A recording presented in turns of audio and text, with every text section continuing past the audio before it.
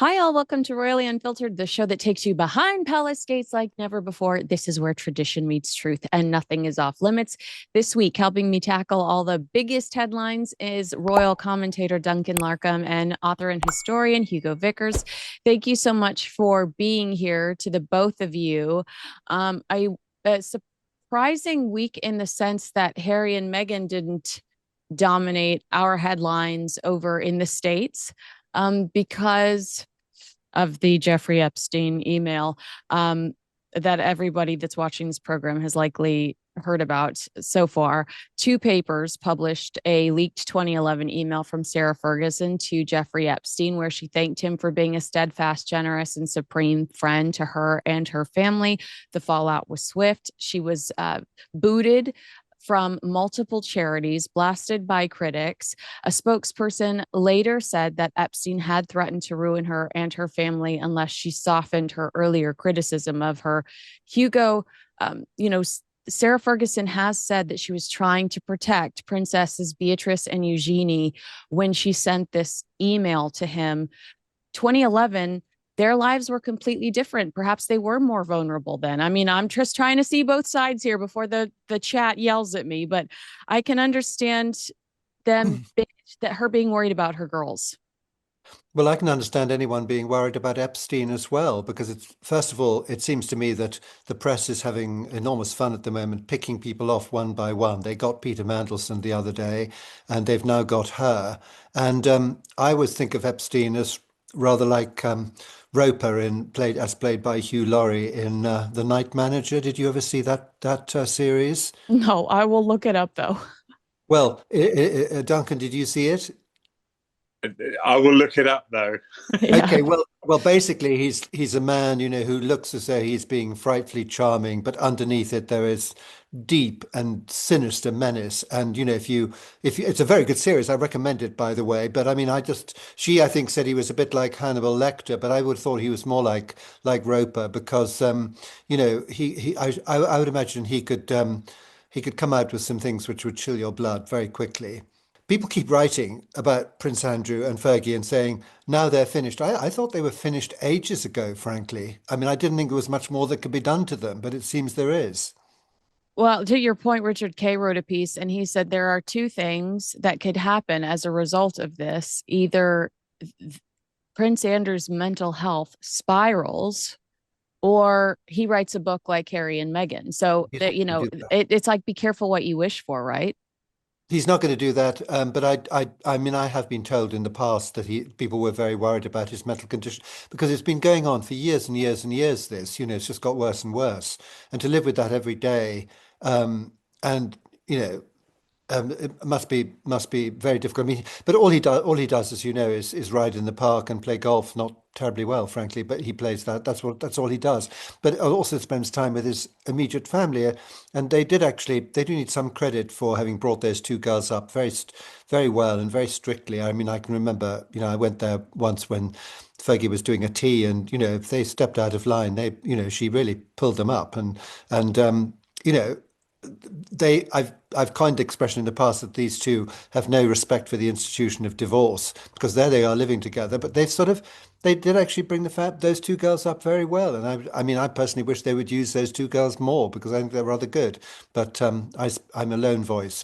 Yeah, it is interesting. It's a different co-parenting strategy for sure. Duncan, Richard Kay said that numerous voices suggest that Prince William would take a firmer line when it comes to Prince Andrew. Friends of the King insist that that is not the case and that father and son are in lockstep over finding a solution to the Andrew and Fergie problem. Which side do you fall on when it comes to these reports that Prince William's going to put the hammer down one day, or do you believe that they probably are in sync when it comes to how to handle this going forward, or they're at least discussing it together? Well, I mean, firstly, I think it is a problem. What do you do? I mean, Prince Andrew is so unpopular. He is absolutely negative when it comes to the British public. And now Sarah Ferguson, sorry, has been dragged into it. I think that they're both really not well, they're not good for the royal family, and the royal family have to find some way of trying to keep them out of the public eye, out of the having Andrew the other day, for example, turning up at the Duchess of Kent's funeral. You can't have that. You can't have Prince Andrew or Fergie, frankly, on public display. So I think if William and King Charles agree on anything, I'm sure they'll agree on what on earth do we do? Hugo, there was a comment on the Richard Kay piece that basically said, wouldn't it have been worse if Prince Andrew was seen on a horse or playing golf during the Duchess of Kent's funeral? I mean, this is just such a difficult web to navigate. Yes, I wonder where that came from. And anyway, yes, I quite agree. I mean, it would have been a very bad, exactly the sort of thing the press would have done. They would have caught him, and saying, he's romping around while everybody else is in mourning. I think it's a very difficult balance when you know, if the guy goes to church, he gets into trouble. If he doesn't go to church, he gets into trouble. What can they do? But I mean, to be fair to Prince Andrew, when he was asked to step down, he did step down very quietly. If you look, and I did the other day at the run up to the Emily Maitlis interview, he's doing engagements. Not all of them terribly interesting, but masses of them, day by day by day. And then from one day to the next, it stops. And as far as I could say, I don't know whether you'd agree with me, but he has been pretty quiet since then. Unlike Prince Harry, for example. I mean, he hasn't been sort of endlessly giving comments and things, but whatever he does is wrong. I agree with that. I mean, he's just become a sort of national pariah, and it's fashionable and acceptable, apparently, just to go on sort of kicking the guy and kicking him and kicking him. I don't know what they want to achieve. I would have thought he's gone, basically. I really do struggle when it comes to the criticism of him going to church with the family, because I'm like, if this person really is, I don't know any other way to say it, like, naughty, then isn't a church pew the exact place we would want somebody like that? We need them to rehabilitate. We need them to have a conversation with Jesus. So that is always a difficult headline for me to navigate. Whenever I'm asked about that, I'm like, I think we want the guy in church. So I don't know what to say here. Hi, all, it's me again, and I want to share a brand that I really love, Peak. Peak has taken a modern, science-based approach to wellness, creating tea crystals and superfood blends made with exceptionally clean ingredients. Their products are all about making daily health habits easier and more effective, whether that's supporting digestion, glowing skin, steady health, or just feeling your best. Personally, hydration was always a struggle for me. I drank plenty of water, experimented with electrolytes, and even stuck to the right, very, very expensive skincare routine. Yet, I still dealt with dry skin, brain fog, and restless nights. That shifted when I started Peak's deep hydration protocol in the morning. I use BT Fountain, their beauty electrolyte. It helps hydrate from within, smooth skin, and gives me lasting energy. In the evening, I switch to RE Fountain, the calming electrolyte, which contains a gentle form of magnesium that eases tension and helps me get deep, restful sleep without feeling groggy the next day. What sets it apart for me is the purity: no sugar, no fillers, no artificial flavors, just real ingredients like lemon juice and beetroot. Within a week, I noticed my skin looked more plump and hydrated, my focus much sharper, and my overall energy had improved. If you want to give it a try, I've got a special link in the show notes for you. 20% off for life, plus a free gift with my link, peaklife.com/Kinsey. That's PIQUE life.com/Kinsey. Let's move on. You mentioned the name Hugo, Prince Harry. So let's move on to Prince Harry.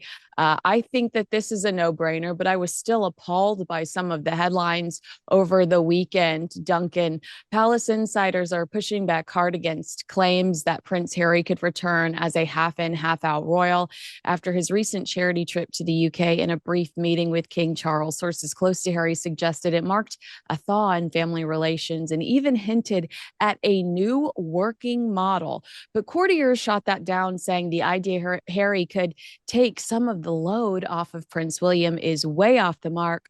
One insider joked whoever floated the story mistook a slice of cake and tea for the Treaty of Versailles.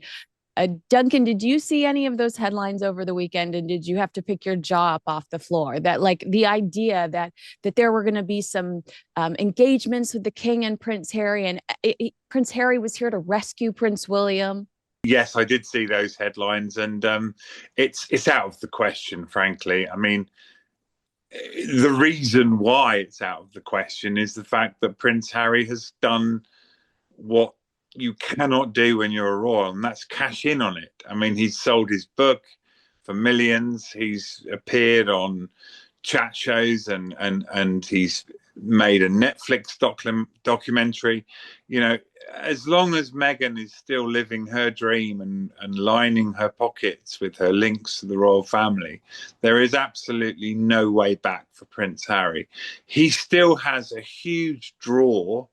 You know, people love him in Britain, although there's no way that he can come back from where he's made his own nest, really, frankly. You know, he is a popular prince, but he's not the same Prince Harry that we knew before he, sadly, I mean, so effectively got married to Meghan. Duncan, you say he's a popular prince, but if you look at recent YouGov polls, he lingers towards the bottom alongside Prince Andrew. So is he still a popular prince, or was that carefully orchestrated media? I mean, Prince Harry handpicked the media that could accompany him throughout his trip to the UK. Was it just carefully choreographed media that made it look like the prodigal son had returned? Look, I mean, I've covered Prince Harry since he was a teenager, and the public do love him. They do have respect for him, and they do think of this young boy forced almost to stand behind his mother's coffin at her funeral. So I think the public will always try and forgive Harry for whatever he does. But I think things have changed, and I think there's a big force. I mean, people say to me, you know, well, what's happened to Harry? You know, Harry's not himself anymore. And that's something we've spoken about before. And I think, you know, the public will forgive him if he stops selling out and basically cash for stories. I mean, that's effectively what Harry does. And you see him even after his little meeting with his father, which lasted less than an hour. You see him giving an interview where he talks again and reveals details of that conversation. You know, the royals cannot trust this young lad, and I could still call him a young lad because I think of him as a teenager, angry, vulnerable, and clearly affected by his mother's death. And yet he's in his 40s. You know, this is Prince Harry. You know, there's I love that you said you still call him a young lad. I can't wait to talk about Disneyland with you. Just yes, like that is very on track with where we're going. But I'm sorry that I interrupted. Keep going. No, not at all. I mean, look, Harry was popular because he wore his heart on his sleeve.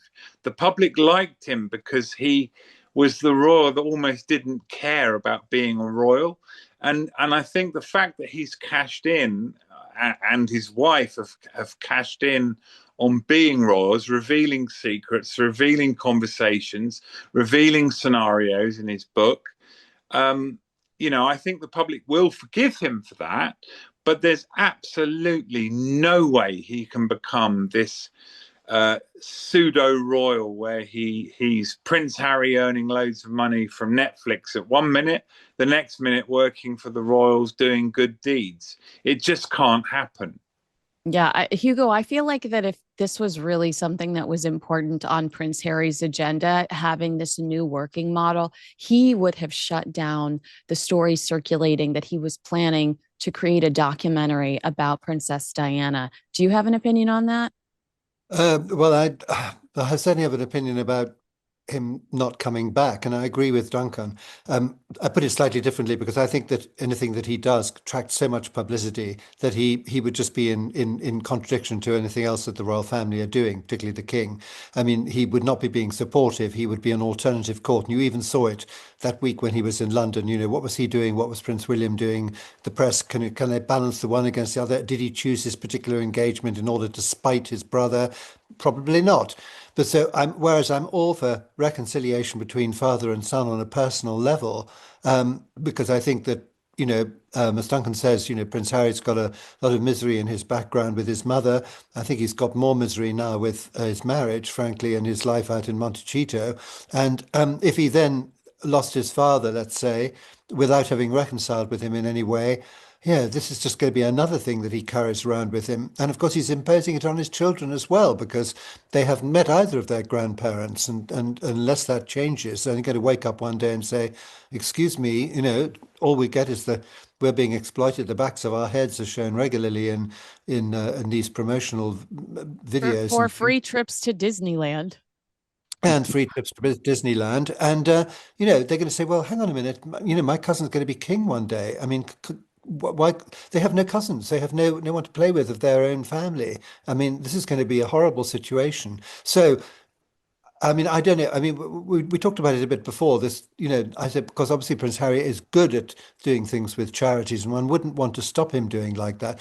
But of course, if it becomes a pseudo royal engagement, which it jolly well looked like the other day, then it becomes a problem. So no, he can't. He cannot be making money, and he cannot be, half in, half out. That was the deal that was struck by the Queen, his grandmother.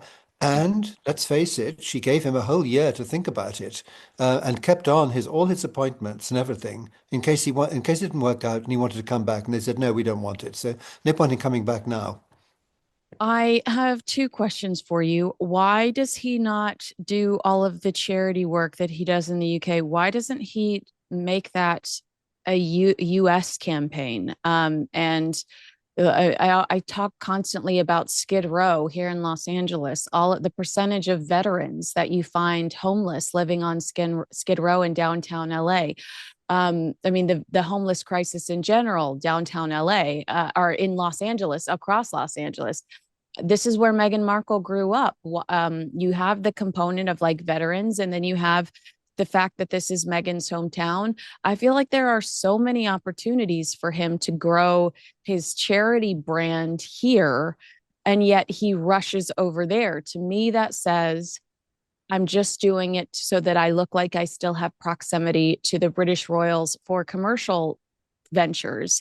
And then the second question I have, which you're going to be mad at me for asking you because I didn't warn you about this, but it's been eating at me, is if the Queen did tell Meghan that she could continue to act and they were encouraging her to continue to act, does that contradict the message that you can't be half in, half out? Does that make sense? It's news to me. I mean, I think I vaguely heard that suggestion, but I don't really take that very seriously. No, you can't be an actress and with the royal family at the same time. I mean, we had the good example of the Duchess of Kent, who asked the Queen's permission to step back from her duties and go and teach children, and that was granted. She did all those things within the system, with not in contradiction to the system. And Meghan Markle does everything in contradiction to it. That's the difference. Okay. And did you have any comment on why Harry does not pursue his philanthropy stateside? I mean, we saw those gorgeous shots of Princess Diana dancing with Phil Donahue in Chicago. And I mean, there's obviously a bit of a template started by Diana for how to infiltrate the charity circles here in the States. Didn't they go back? They did go down to Los Angeles when all the fires were on, didn't they? That felt opportunistic, though. Like, get involved in some things that exist, and that that just felt yucky. Yeah, well, I think that's the problem. I think pretty much everything he does looks yucky these days because he's a different person. Duncan made a very interesting point about what he used to be like and what he's like now. I mean, I remember how popular he was when he was a working member of the royal family. I mean, I remember seeing him. He came and unveiled a panel outside Westminster Abbey on the anniversary of the coronation. There were girls who was like, if you remember the Beatles, it was like Beatlemania. I mean, these girls were like screaming for him, you know. I mean, he was so popular. And also he's very good with kids when he was like out in the Caribbean and, you know, like playing football with them or cricket. And he does it very well. But that Harry has gone. Now he's just standing in the garden watching his wife chopping up the petals and scattering them on the salads. With a blunt in his hand. So eloquently put. I love Right. that. That's all he does. You know, he has to be there because he has to show, we have to see that he's seen it. It's like Oprah Winfrey. He had to be wheeled on at the end just to sit there for a few minutes and splutter in order that we know that he was like not fuming in the background, you know, that he was complicit. That's why he's being used. That's why he's in the garden. In addition to that, I'd say the reason that the Queen, the late Queen, didn't let Harry and Meghan have this 1 foot in, 1 foot out sort of relationship with the royal family is that it leads to cherry picking. And Harry's come back, and he came back to his Well Child Awards, where I actually covered those several times. And on one occasion, I will admit publicly that actually standing there as a journalist, watching what was happening, I actually started to well up and almost cried my eyes out at how moving and horrific it was to hear these people talk about their dead child. Now, Harry is going to come in and do that, whilst William is going to be opening a sports centre in Hemel Hempstead. You know, I mean, you cannot pick and choose your jobs. If you're a working royal, you do the lot. And I think that was probably something that the late Queen was very worried about. And yet we see Harry doing it. He goes off to Kiev. I mean, William can't do that. Prince William would love to go there and show his support, I'm sure, for Ukraine. But he can't. But his brother sneaks off there for the second time. You cannot have a situation where you just cherry pick all the high profile, big jobs that are going to get you coverage in the media, and then never mind the rest of the working royal boredom that comes with it. That's what the Queen was worried about, and that's what's happening. True or false, incognito mode makes you invisible on the internet. The answer is false. Most people have no idea, but your browsing history can still be monitored and even recorded unless you use today's sponsor, ExpressVPN. ExpressVPN reroutes your internet traffic through a secure encrypted tunnel, protecting your data from hackers, advertisers, and even your internet service provider. Depending on where you live, ISPs can actually be required to log your activity, or even worse, legally sell your browsing history. ExpressVPN makes sure that doesn't happen. It also lets you change your online location so you can access geo-locked content on streaming platforms like Netflix, Disney Plus, and BBC iPlayer. With servers in over 100 countries, you can unlock thousands of new shows and movies from around the globe. Setup is simple. It just takes one click to connect, and it works across all of your devices, phones, laptops, tablets, even smart TVs. Speeds are blazing fast, so you can stream in HD with zero buffering. I've used ExpressVPN while traveling, and it gave me real peace of mind. Protect your online privacy today by visiting expressvpn.com/Kinsey to get up to 4 extra months free. That's expressvpn.com/Kinsey. Talking about Harry being that young man that you used to cover. I love the headline of this Daily Beast, Tom Sykes piece. Meghan and Harry make weird decision to promote Disneyland. It's on a new Hulu special that was released last weekend, a move critics are calling weird and out of character for the pair. Rather than focusing on their established business ventures or activism, they're leaning into a commercial tie-in that many see as tone deaf as their brand. Duncan, what the heck is going on here? I mean, they admit in the interview that they don't go very often. Harry says the kids are so excited when they get to the outside that he says, just wait until you see the inside. So we understand that this trip for Lily's birthday was the first time the children have gone. Meghan saying, yeah, I go. Like I was closer to it because I was in Southern California, but it doesn't make it sound like she's a religious visitor. And Harry's talking about some trip from 1990 1993. I mean, what is this? Well, I mean, one of the most famous photographs of William and Harry and their mother was taken on the log flume of Thorpe Park, which, if you like, is the British equivalent of Disneyland. It's a theme park, and you know they're obviously having great fun. But I mean, what on earth? Do these things privately? Surely, I mean, they. Prince Harry has never queued for anything in his life. He's never stood behind loads of other people waiting to get his hand stamped or whatever it is you have to do at these places. And yet, you know, they've got forgive me, and if you're listening, Harry, please forgive me, but it sounds very, very tacky as far as I'm concerned. Yeah, Hugo, it's peak influencer, right? It's like, I mean, they're glorified spokespeople for Disneyland, and it, to me, gives off a little bit of gaslighting, because don't forget that Meghan told us in the chicken coop that she felt like Ariel, whose voice had been stolen when she was a member of the British royal family. It, to me, it's just another element of a rebrand, or puzzle piece to a rebrand, where Meghan's trying to tell us she's a Disney princess. Am I reading too much into it? That's exactly what I was going to say. I mean, it's just another thing because as we've discussed it many times in the past, they have to keep reinventing themselves because they've gone down the celebrity route. And when one thing fails, then they jump on the bandwagon and do something else. And Disneyland is the latest in a long line of these things. And there will be more. There will be more.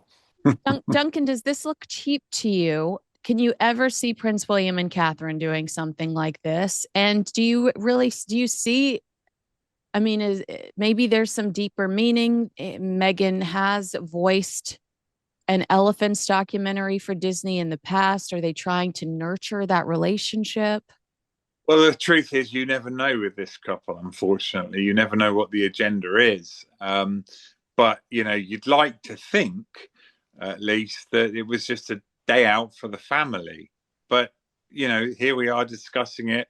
It sort of shows that, you know, they have pulling power, they have influence, and yet they're not shy of aligning themselves with big corporations, which, let's face it, Disney is. It's a huge corporation. And you sort of think if they would go out for the day, they'd keep it stum. They wouldn't actually let anyone know about it. But that's not the couple we're dealing with anymore. Yeah, Hugo, not only did Meghan post about it several times on Instagram, but they sat down for a documentary to go over it. I'm having a hard time processing what the point was. Is it just like that they are now just the cheapy celebrities that are just looking for the quick hit and positive headlines? Like they are making cameos? I think so. I think that's Yeah. exactly what they're doing, I'm afraid. I mean, we've seen enough examples of it over the recent weeks and months, have we not? Well, the Bloomberg interview. Yeah, I mean, because it, Yeah. at least the Bloomberg interview was promoting Meghan's second season launching and a little bit of As Ever in general. But to have Prince Harry and Meghan, the Duke and Duchess of Sussex, on the lower third, like the Duke and Duchess of Sussex presenting this show about Disneyland, I just feel like the Queen is rolling over in her grave. Well, I'm sure she'd be absolutely horrified because, I mean, I remember she said to a friend of hers, you know, what is he now? This was a couple of years ago, 2 or 3 years ago, well, 4 years ago, I suppose. You know, he's just a childminder for Archie. That's all he was doing. You know, whereas he at one time had all these wonderful appointments like Captain General of the Royal Marines, which is extremely distinguished. And Royal Marines is, you know, they need a good Captain General. Prince Philip handed it over to him, and he just threw it all away to be a Yeah. childminder and now to be a Disney spokesman, and then to Oh, be a petal scatterer or whatever else he's going to be, you know. Duncan, I wouldn't mind it if they actually loved Disneyland and were there all the time. But it seems just like they went for Lily's birthday, and it I guess it was like a trade. We for some reason want you guys to be in this documentary, so we'll take you around Disneyland for free 99, and then you can appear in this documentary. But that's the thing. If you've got a journalist card as a news person, you could probably get in there for free anyway. I mean, it's not like they need to save the money to pay for going in. They've actually done this and promoted it. And look, I don't dislike Harry, but I find myself almost always slagging him off. And yet we're in a situation where, why did they do that? Why on earth would they cheapen themselves? And I think it makes them look tacky as a couple. I don't understand it. I don't understand the thought process, and I really don't understand the whole situation, to be honest. No, I agree with you. Hugo, just listing off all of Prince Harry's very respected titles and responsibilities leads us to our next story a bit, because I was looking for some of the older articles. I mean, Vogue in 2020 telling us that Meghan Markle was going to be the next president, right? Like Vogue. And a million other outlets saying, could Meghan Markle be the next US president? And there are some reports about someone from the Sussex side purchasing all of these URLs for a potential presidential run. And today we're talking about Meghan Markle having conversations about having her own radio show. So which is, I would say, a decline when it comes to brand and when it comes to star power. But Hugo, in her Netflix show With Love, Meghan heaps praise on Magic Radio, claiming it is one of the things she actually misses about the UK. And Paul Sylvester, who's the content director of Magic, told a Radio Center conference last week that we had conversations with the Sussex team, and if the Duchess would like to add radio presenter to her resume, there is an offer on the table. He said CV, but I say resume. I mean, Goodness. again, I can see her doing this because they're doing all of these weird things as such a desperate attempt to lure people that are none the wiser about how horrific their actions towards the Queen were in the last few years of her life. Well, yes, and I mean, she could have done so much. I mean, I know I've said this before, but the Queen actually gave them the whole of the Commonwealth to explore and promote, being generous to her at the time. I mean, she'd already been out in the Commonwealth doing things as an actress, like a lot of actresses do, humanitarian work. She'd also addressed the United Nations on a certain point at one point, which no other royal brides had done. It seemed to be a great opportunity, and he obviously also, was very good at that. And the first tour they did to Australia was very successful. The second one, of course, wasn't, because they started whinging about their lot. But it seems to me incredible that had they not worked within the system, they could have been sort of global ambassadors for the Commonwealth, and all sorts of things could have come out of it of good for mankind. And that their influence would have been huge because they were so popular. And they threw it all away. So I am forced to conclude, and you know this already, that basically when she married him, she just wanted to get global recognition, which she's got. This is the pulling power, being the wife of Prince Harry. And so as a result of that, it has a soap opera theme, and that's why we go on talking about it. Mhm. Because if she was just an actress, however good, and a lot of good actresses doing a lot of good work, we don't really hear about it. But we hear about these two simply because she's married to Prince Harry. Simple as Right. that. Duncan, you've said a couple of times to me, and I Mhm. and I repeat it because I think it's a really important message. We are watching all of Meghan's dreams come true. All of Meghan's dreams she ever had are coming true right now. Um, and I even see that in this story, that she liked this radio station and the radio station's like, oh, come on board. I'm sure it would be a one-time thing, a cute little special thing. Again, to elevate her profile, but it does, just similar to the Disney story, it feels tacky. Well, the nickname for Magic FM, and I know this because another royal correspondent from another newspaper took the mickey out of me when I said I was listening to Magic. She said it's tragic FM. Um, Fitting for Meghan, I That is mean, very fitting. yeah. Well, I was quite offended. I thought I was being trendy, but no, I mean, Meghan will do what Meghan wants. I think we all know that. I don't think that's a secret. And if an opportunity puts its head up, she'll go for it. But surely she's above going on a radio station that she misses in the UK, because frankly, the UK doesn't miss her. Mm. Yeah, I think that I get so frustrated when I see things like this because I watch how beautifully choreographed everything King Charles and Queen Camilla do, the Prince and Princess of Wales, even the Duke and Duchess of Edinburgh. It feels like there is a cause that's bigger than they are, that's bigger than their egos, that's bigger than their whether they get their picture on the front page of the paper, and every single person is working towards the same goal. And whether that's William over here at a homeless shelter or Catherine at a baby center because she's talking about early years, it just feels like everything is in sync and well choreographed, and there's a higher purpose. And when I watch, I've mentioned two things to you today that make absolutely no sense to me. A Disney special. Okay, well, are you jumping ship from Netflix and heading over to Disney Plus? Okay, because then that would make sense to me. This radio, the idea of Meghan doing a radio show, I think I get frustrated because it feels like there's no method to the madness. Hugo, am I just giving them too much credit? No, I think you've got it. I mean, and certainly I was just thinking about the things that the royal family do. I remember once that the Queen and Prince Philip came to see some organists. It was the 150th anniversary of organists in St George's Chapel, and the private secretary said they're really happy this afternoon, and I'll tell you why.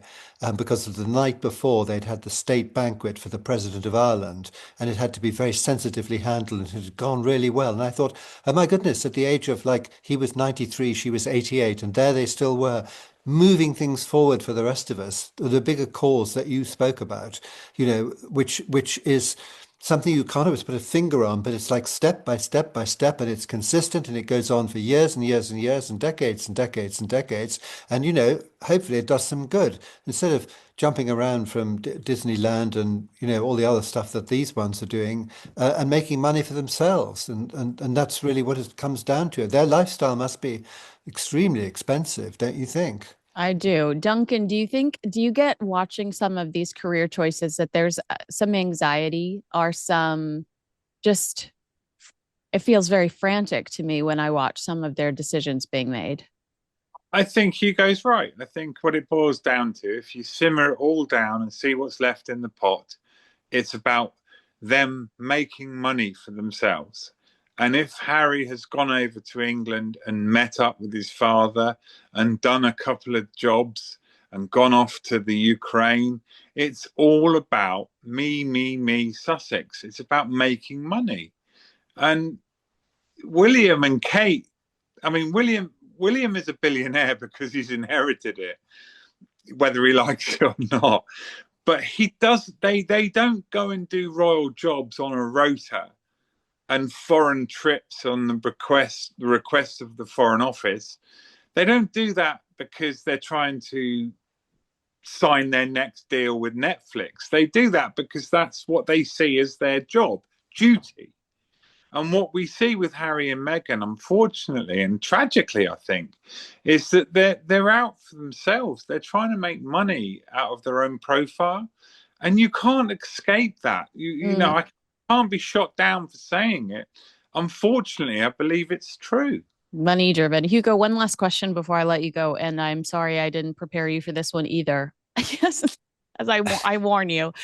Did you see that Colin Firth's ex-wife ripped up her Yeah. certificate from the Queen? Like, I just want you to explain to the audience how she said it's because she was so livid over the way she was given an MBE from the royal household for fashion. She ripped it up on Instagram saying that she was appalled at the way Trump was treated by the British royal family, and she was going to send back the pen. The the medal. Can you please explain how the British royal family were instructed to bring Trump over by the government because the government had a bigger objective? This was not Prince William and King Charles sitting around thinking that they'd like to spend a few days with the American president. There's so much more to this than what she understands, I guess, in that like very unhinged post on Instagram. Yes, that was very disappointing. And I think, as always, when people behave badly, probably in a few weeks' time, she'll feel rather ashamed of this act because, she accepted the honor. I mean, I have a very long memory, unfortunately for me, but I can remember that when the Beatles were given MBEs, lots of people, old colonels and things who'd got it, or sent their MBEs back and their OBEs and things, and there was a lot of stroppiness going on, and that was I sort of, was really hoping when you said you had a very long memory that you were going to say, I remember when she cheated on Colin Firth and then accused her boy toy lover of being her stalker to try to get out of the scandal. That's where I was hoping you were going to go with that. But your Beatles story is much better.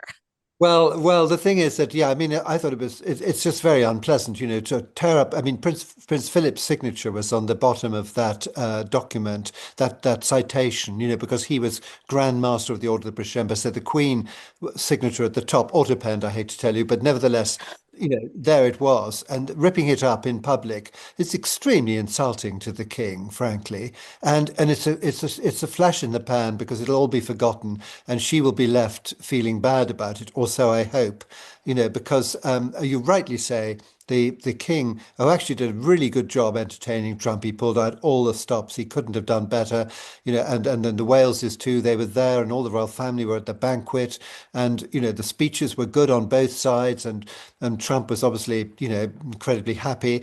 Put him in a good mood for the more important discussions he had to have with Keir Starmer the following day, and that is what the royal family do very well. But you're quite right; they don't do it because they want to spend a few days with Trump. I mean, they do it because they're told to. And in the past, the Queen had to entertain people like Ceausescu and Armin and Obote and Makarios and all these tyrants and things. Somebody asked me, was Trump the most disagreeable state visitor that had ever come to this country? And I said, well, compared to people like Ceausescu, he was a pussycat. It's all about soft diplomacy. And I think that what we saw with the Trump visit is that we saw soft diplomacy working at its best. And I think we saw the royal family working at its very best, where they're hosting him, being polite to him, and showing that this country in England or Britain is very closely aligned to the United States, most important ally of all. And that comes a lot from a family like the royal family. I think it comes across stronger than it does if you're just a president or a prime minister saying what you'd expect a prime minister and a president to say. And resulting in millions of dollars that, in exchanges from our two countries and new employment opportunities. So I can't comprehend the anger, Hugo. No, I know exactly. Well, I mean, getting a bit of publicity for herself as well. I mean, because that's another. A lot of people get honored, and people we don't really hear about it. I mean, you can look down the list if you want to. The ones who sometimes hear about it, the people who refuse an honor and tell you that they've been offered a knighthood and said no, they're not going to accept it. I mean, there's a few people like that in the world, but no, it was very bad manners on her part. No, I What didn't a, like it at all. what a sweet way to say that. Bad manners. I was like, what a heinous Hugo, what bad manners. All right, agree with us, disagree with us. Let us know in the comments below. Make sure you like, subscribe, and share this video with a friend. Hugo Vickers, always so happy to see you. Duncan Larcombe, my go-to expert for all things Harry. You've seen each other in a bathroom, so I think that that's important.